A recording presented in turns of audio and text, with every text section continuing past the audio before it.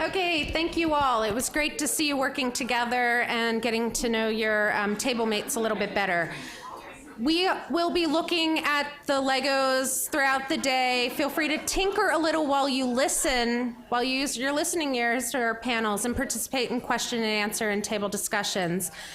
But go ahead and leave the Legos and embellish during the breaks. Now we're actually getting started. So again, welcome to the second day of the workshop. I'd like to invite Tom Boat, our co-chair, up from Cincinnati Children's Hospital Medical Center, and he's going to provide some reflections on day one to get us started. Good morning, Tom.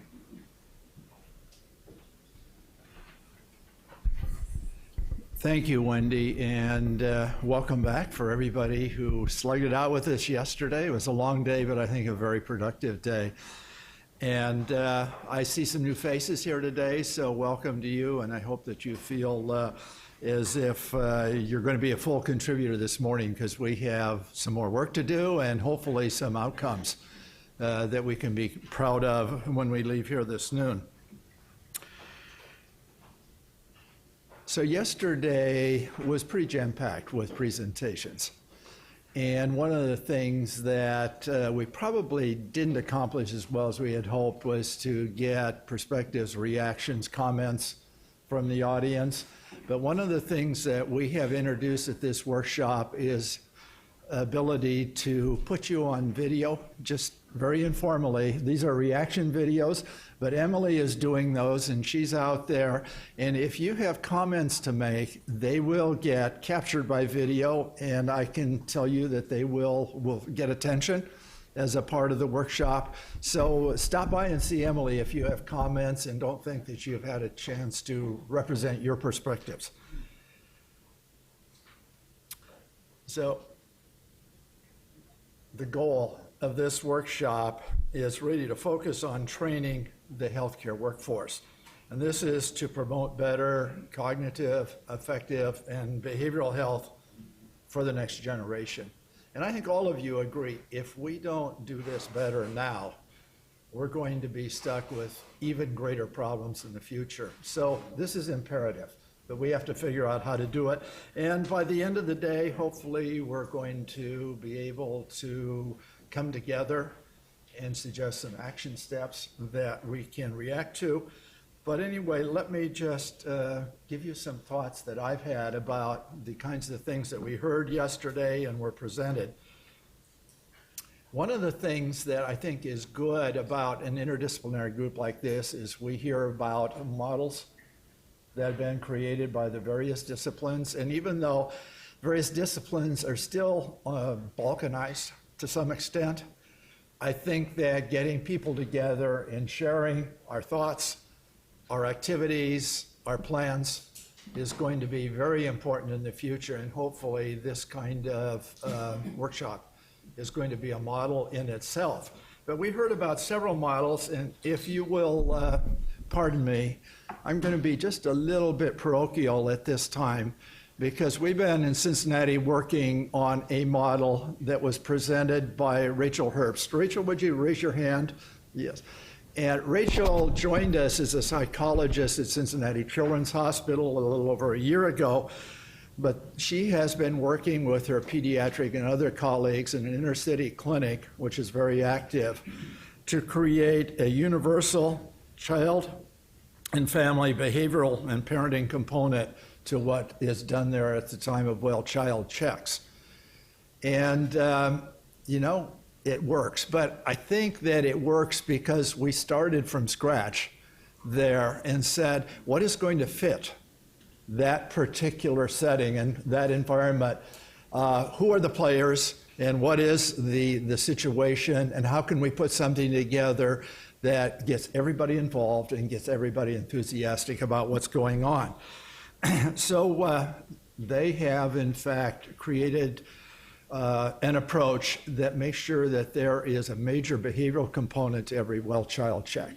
You heard from Dr. Khatri yesterday that they're doing some of this in the Cherokee Health System.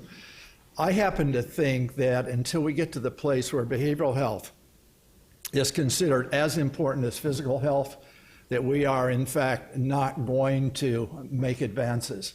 And until we understand that if parents don't have the skills to take care of their children when they go home, then we're not going to have an impact also. So I think that this is an approach that is going to need increasing attention. Interestingly, there has been universal acceptance, and Rachel, would you say enthusiasm on the part of many of the parents? They like it. Now, it isn't presented as we are going to deal with your behavioral health today. This is a part of healthcare, and I think that that's important. But what it does is also gives us an opportunity to create a training milieu. So Rachel has pediatric residents as well as behavioral trainees who work with her, and they can observe, but they then also can become the behaviorist. And I think that that kind of experience is going to be very, very important in creating a workforce that is going to be able to deal with the cognitive, affective, and the behavioral dimensions of health for these kids. And when we do these things, we also, I think, need to document outcomes. And this isn't easy, but what we decided to do in Cincinnati was to use the electronic health record. So we capture the results of social emotional screening on all the kids every time they come in. And we also, through the electronic health record, can do things like track utilization of the healthcare system and those kinds of outcomes. And, you know, I think that there are various ways to do research, but if we're going to change population health, we need to learn how to do really good observational research and do it in a way that's affordable, in a way that is not going to, in fact, be cumbersome and or create the need for, you know, additional cost, additional personnel, that sort of thing. Now, I'm not, in fact, suggesting that we get away from RCTs or quasi-experimental studies that are well-designed or whatever, but I think we're going to need an array of ways of capturing outcomes from what we do that I think will be increasingly important in creating an evidence base. So the point I want to make is we need to consider children's cognitive, affective, and behavioral health as integral to, as a part of routine health care. And this is not going to happen unless we begin to train in that mode. Point number one. The second one I want to address is who contributes what in this process. And I think that we heard from a number of perspectives and from a number of disciplines yesterday. Lisa, if I can just refer to your presentation, it seemed to me that you presented a lot of good things that social work has in place and is doing, but you were concerned about not getting the attention or the respect of the healthcare community to include what social work can contribute. You know, we can't go forward without recognizing that we need input from all quarters, from all disciplines. And not everybody is going to be able to be a leader all the time, but everybody can be a participant, and they can lead in terms of making sure that their contributions are made in such a way that it makes a difference and changes the outcome. So I've been in the medical business, education, research, care for a long time.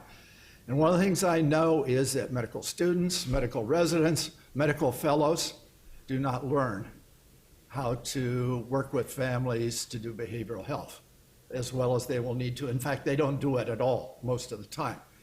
There's a great opportunity, whether it's social work or nurses who have experience in primary mental health, or whether it is psychologists. That's where we need leadership to figure out how to do this in the best possible way. And it's got to be a partnership.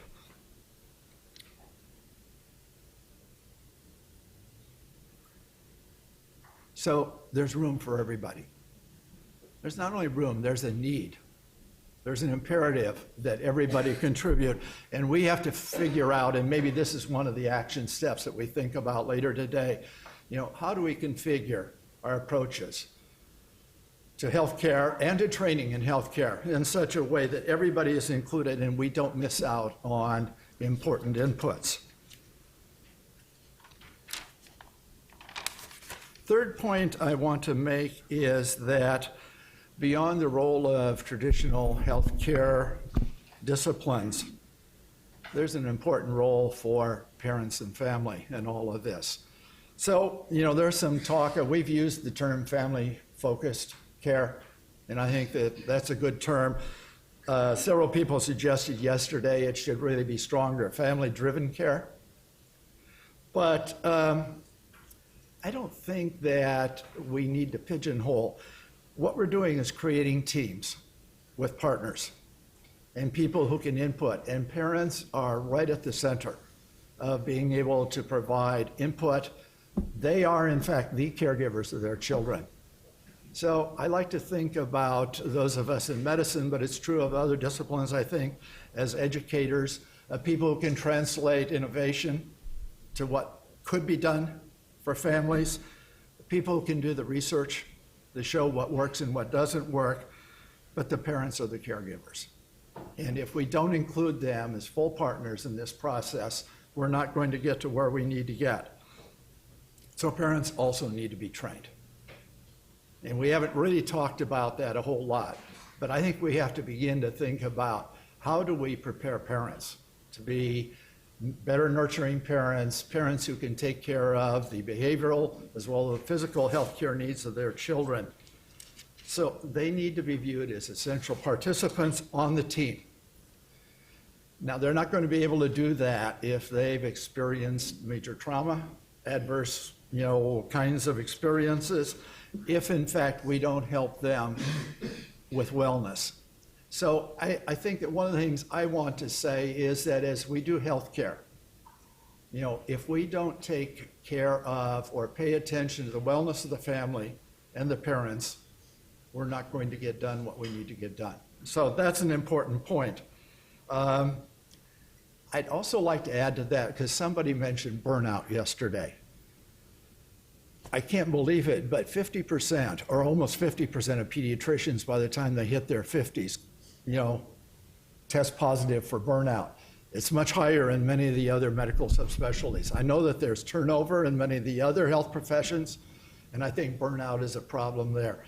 Not only do we have to take care of and ensure wellness for our families, we have to take care of each other. And I think that that's an important component that we have to build into training. And I think we have to figure out how to do that, because we don't do that very well right now. Well, today, lots of talk yesterday sort of came around to, okay, so how do we fund all this and how do we sustain it? And we're going to address that today, and we're going to address action steps. And I think that as we think about action steps, the question is, what do we want to take action on, and who is going to take action? Who are the players, who can contribute, who isn't at the table right now that we can bring in?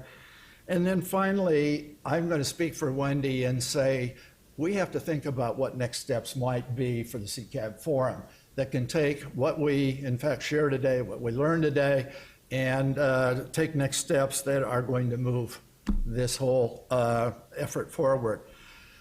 So I leave you with two words, and that is patience and persistence. And I say that over and over again to the people that I work with.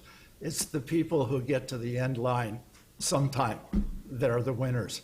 And, it may take a while, but if we, in fact, don't creep ahead, we're not going to get there. So thank you.